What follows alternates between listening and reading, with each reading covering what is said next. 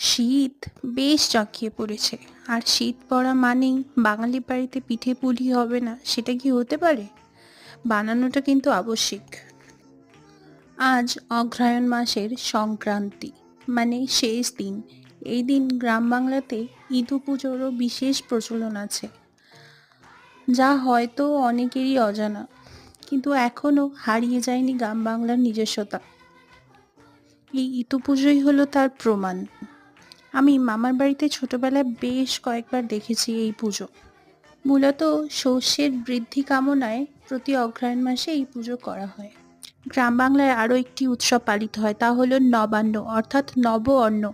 সাধারণত অগ্রহায়ণ মাসে অর্থাৎ হেমন্তকালে আমন ধান পাকার পর এই উৎসব পালিত হয়। কোথাও কোথাও মাঘ মাসেও উৎসবটি হয়ে থাকে। যাই হোক, অনেক বকবক করলাম। এই বছরের শীতের ফার্স্ট পাটিসাপটাটা খাই, মায়ের হাতের বানানো বেস্ট পাটিসাপটা।